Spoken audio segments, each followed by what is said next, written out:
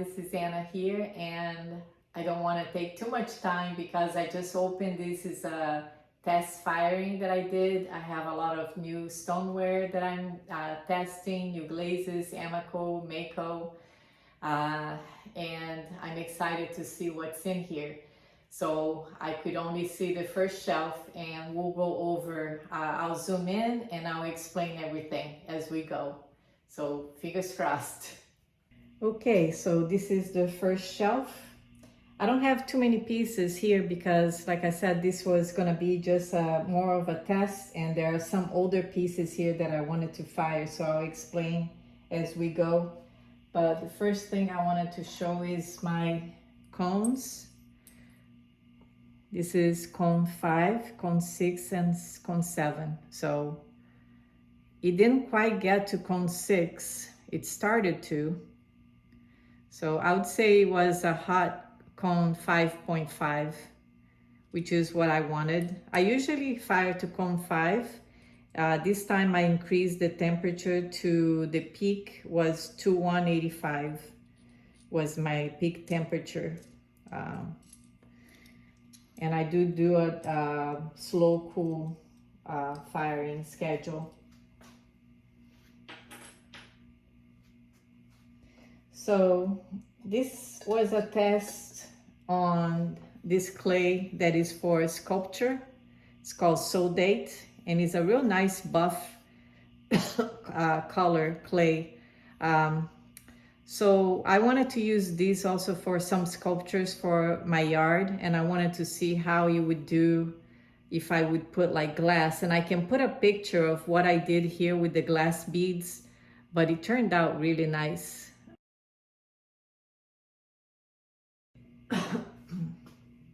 Now this piece is a piece that I did. It was one of my first attempts to do a relief carving on this macaw.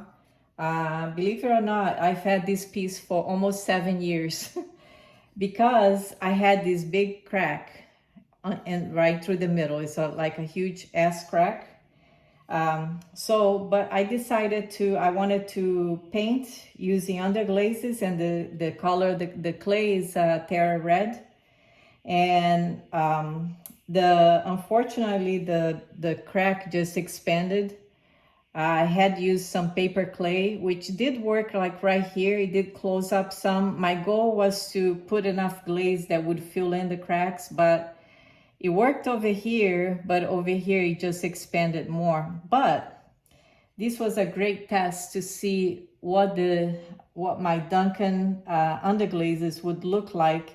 And this was painted very thinly, like almost like watercolor,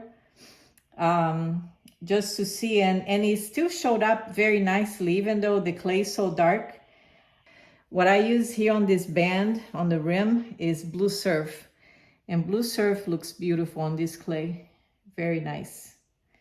So I could still use this to either hang on the wall or do something with it, or put it on my yard. So I was hoping it would be a bird bath if it would heal the crack, but now I could be a bird feeder instead. I could probably put bird seeds here, and we'll sip through, the water will go through the crack there, and we'll still have the bird seeds there. So what do you think? If you have any more ideas for me to use this piece, please put that on your comments. I would appreciate it. But it's always good to test. I never like to throw anything away because I like to test. And this is my alumina hydrate. I'm gonna just throw that away. Sometimes if I have something that I know is gonna be very drippy, that's what I used. Or I could have used also just a cookie, but I didn't make any, so I went with what I had. So these are my test tiles. Also, I did these leaves because I'm making a lot of leaves for the yard, and I'm gonna have a little workshop for beginners, and I was testing some of these glazes. I don't know all of them right offhand. I know some of the combinations I use that looks good with this red clay. This is Terra Red. I believe here I used Laguna Atlantis Aqua and Spring Green. And then I used one of the Mayco's new ones that lime shower, I believe, that has, that's why I got these spots in here. So it's not my favorite, but I just wanted to see what it would look like to do. I did it almost like at an angle with the glazes, and here they mixed a little bit, but it didn't do any interaction with these two glazes here. So I don't know. This is just an okay test. Now this one is one of my favorites. So if you use Spring Green Laguna on a dark clay, you get this effect here. I don't know if you can see with the glare, but it really shows up. It almost has like a burned look at the edges. So it shows like the veins of the leaves. So anyways, it's Spring Green with Seltzer Orb, which is a glaze that I mix myself, but it has the same effect if you use Laguna Peacock, which is a translucent green, but it looks really nice, the combination of the two. So really nice for using with leaves, if you're gonna use like making leaves for your yard or platter. This one, I'm excited because it's a new clay that I had here that I had never used, and I bought it for sculptures, which would be great now to do things that I want to do for my yard. It's a very groggy clay, as you can see on the back. Is Dixon by Aardvark, I believe. Very groggy. You can't throw these on the wheel. You would just eat up your skin. But it's good for sculpture. So I did this bird. I wasn't impressed that I believe this was Blue Surf. It kind of just ran and it showed like the real dark clay. You see a little bit of the blue, but the combination here was the same, the green, Spring Green, and Seltzer Orb, Orib, I think is pronounced, I'm not sure. But that one I mixed. So I just poured that over the brushed, I think I brushed twice with the 2 coats of brushed Spring Green, and then poured over, when it was dried, I poured the Seltzer Orb on top, and you get this look that it breaks, you know, where the veins are of the leaves. So that looks really nice. Now, I'm not gonna go over all my test styles, which I'm gonna go over tomorrow. It's much better to look at it on the light. Ooh, this one is pretty hot. Let me put my gloves on. So this is another one on Terra Red.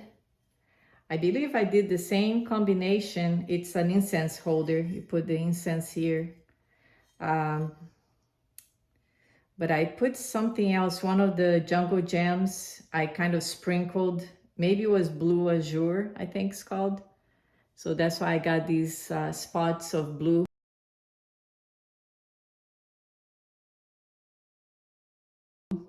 Kind of randomly, but the base combination is the one that I just mentioned that I like.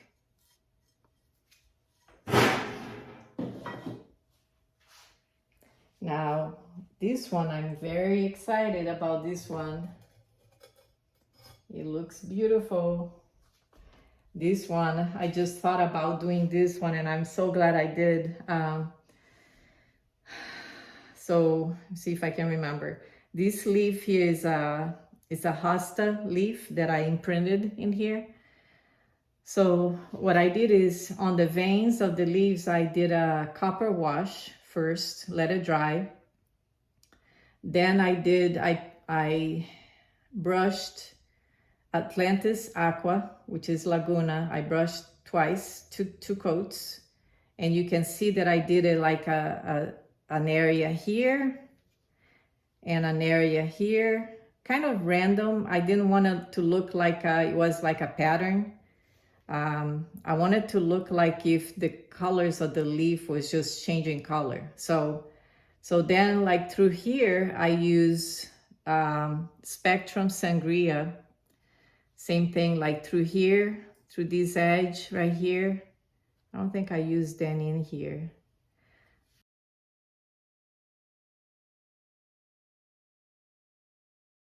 So, and then over the whole thing, I use pearl white and then sangria in here on the petals and then pearl white also.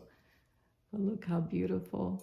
I can't wait to do a video outside to show this because I don't think I'm capturing the colors that well in this video here because it's indoors and it's nighttime. So, but it's a beautiful combination. I will be doing more of this one. Best styles. Let me see if I can. This one turned out really nice on a dark clay, dark chocolate clay by Standard. Pepper plum, which is Mayco over Flux Blossom. It's very pretty. Look how it runs and it shows the texture. Wow. So I want to use this on a mug with texture. Look how it looks so awesome. So it looks pretty on chocolate clay. Like I said, I'm not gonna go through all of them because I will recap this